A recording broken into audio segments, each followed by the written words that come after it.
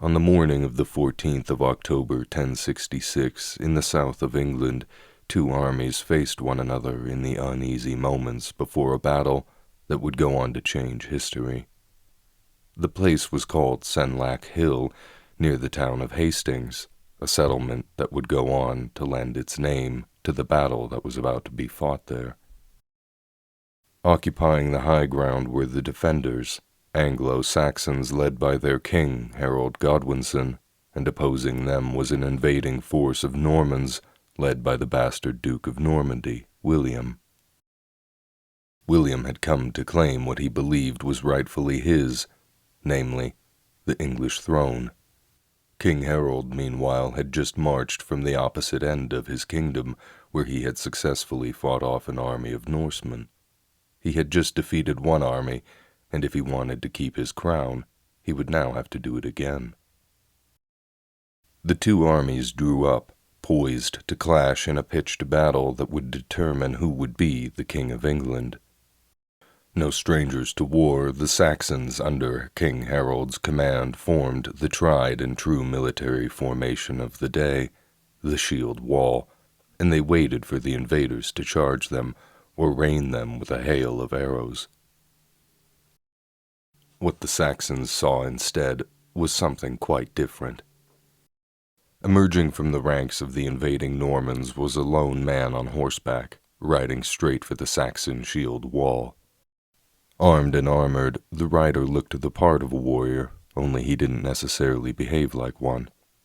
As he trotted his mount closer, it soon became clear to all that the rider was singing, and although he had a sword, he did not wield it for battle. Instead, he was juggling it. These are 3 stories of real jesters.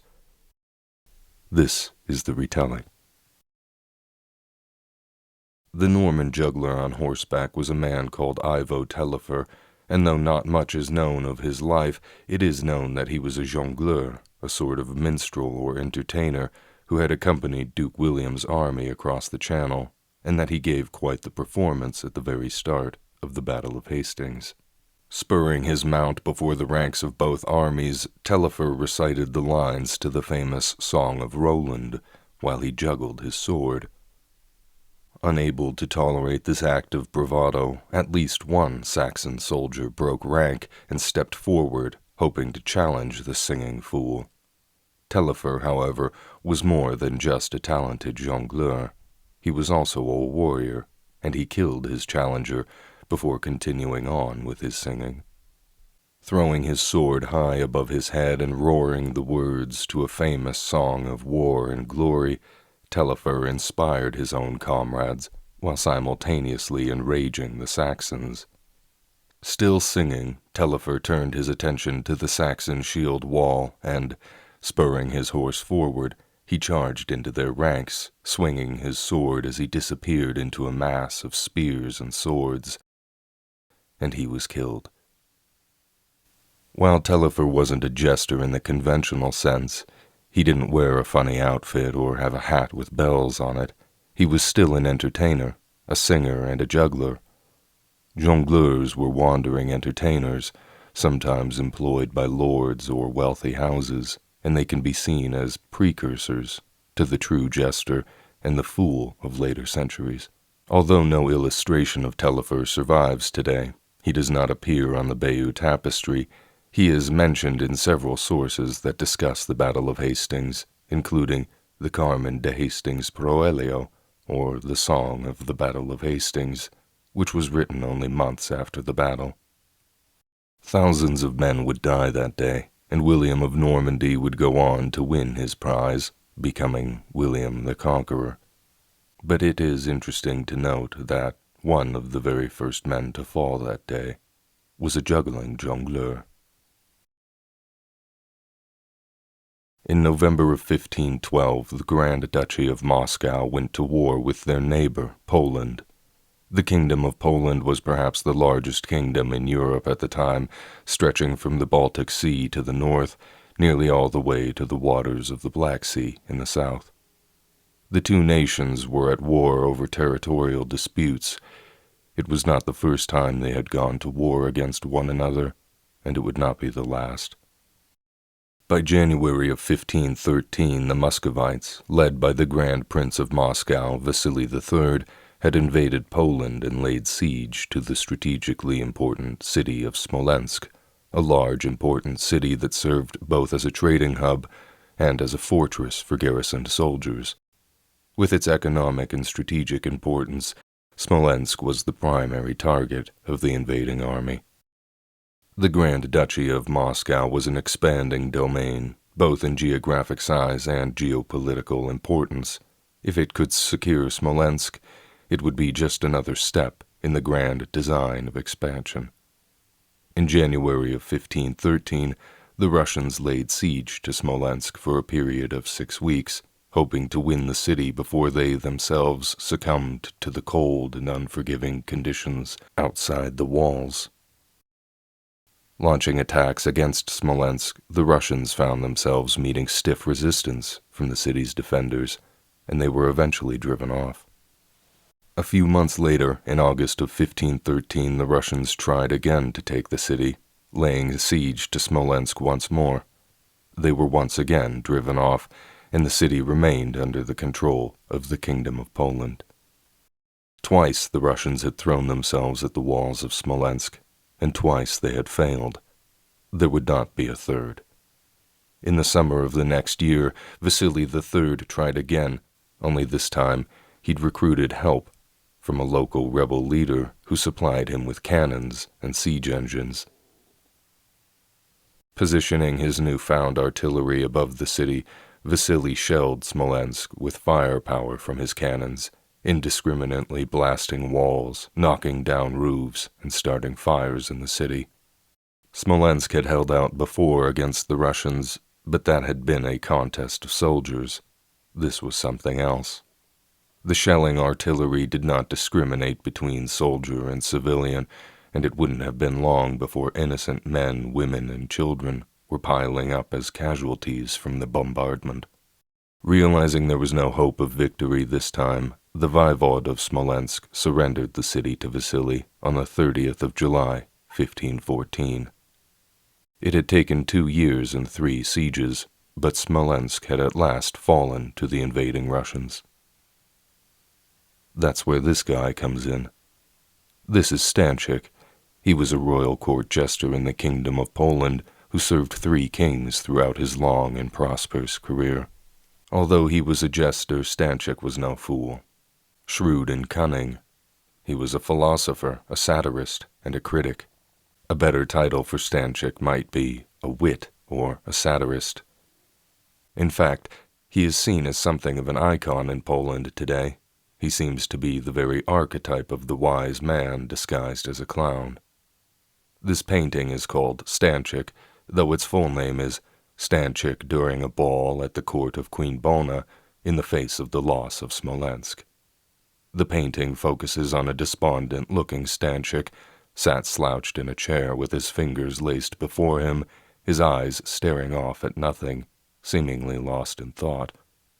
In the background we can see a party taking place. This is the ball of Queen Bona, a happy and festive event that juxtaposes sharply with the image of a sad clown. At Stańczyk's feet we see a marotte, the wand used by jesters, discarded and forgotten. Beside Stańczyk we see a letter and a crumpled handkerchief placed on a table, somewhat forgotten. This letter is the cause for Stańczyk's dismay, for it tells of the fall of Smolensk.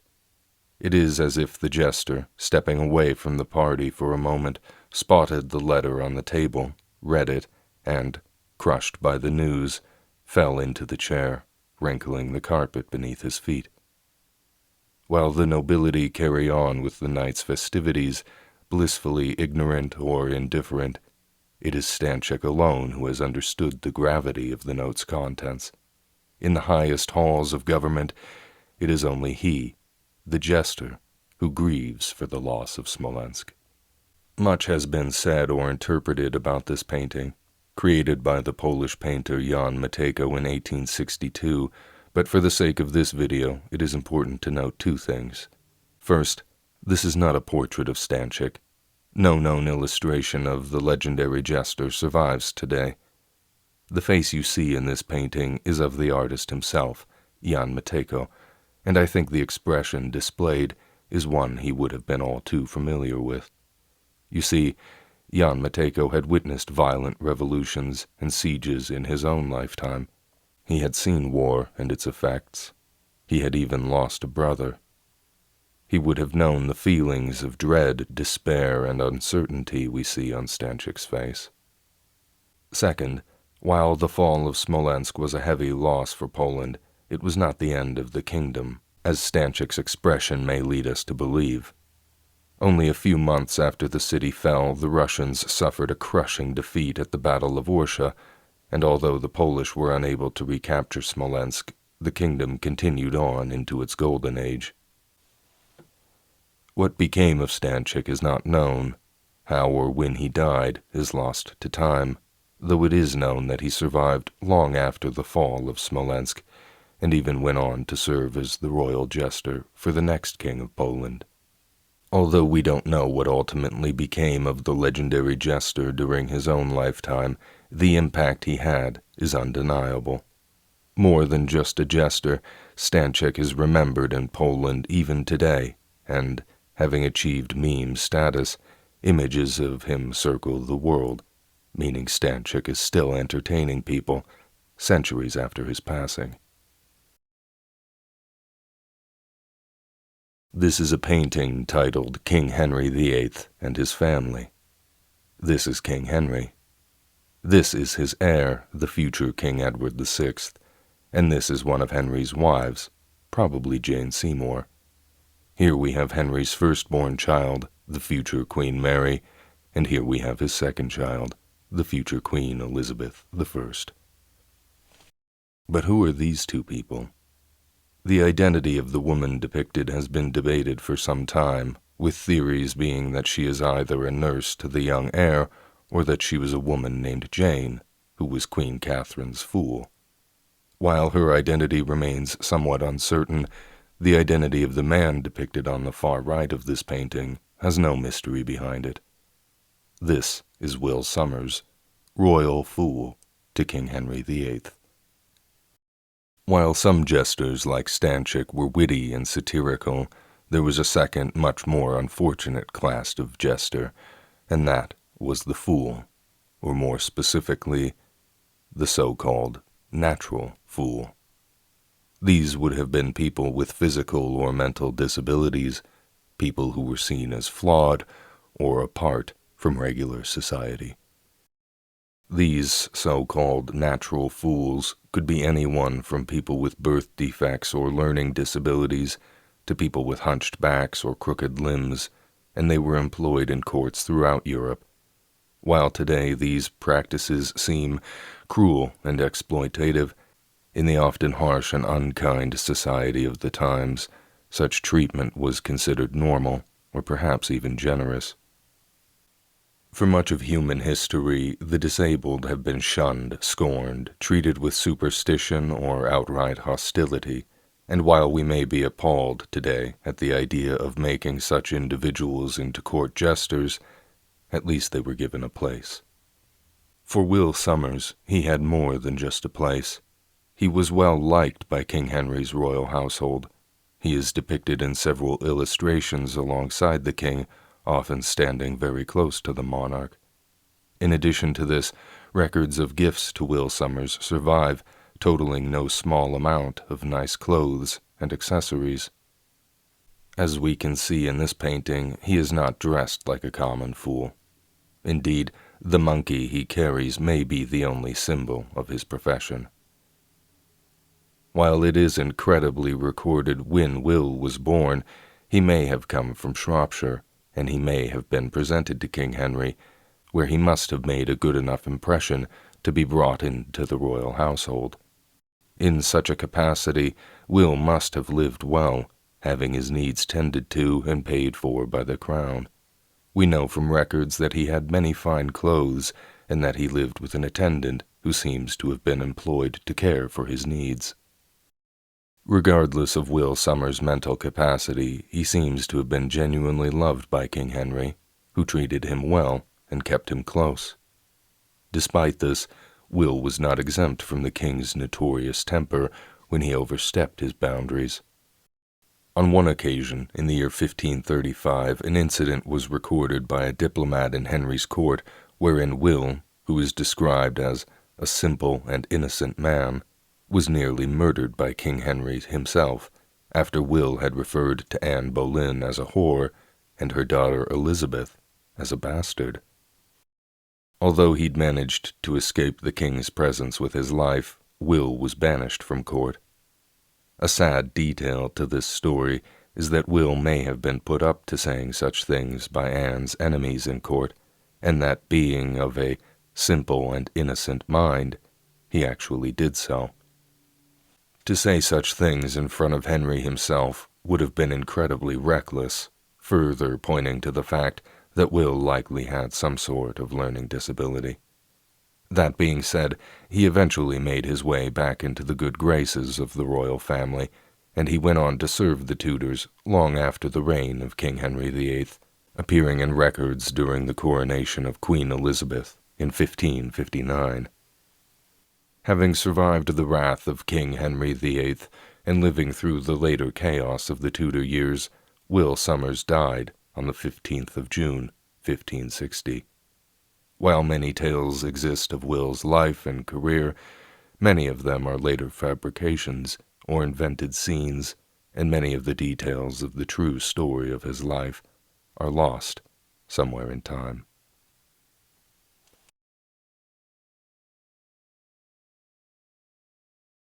Hey, thanks so much for watching the video. I hope you enjoyed.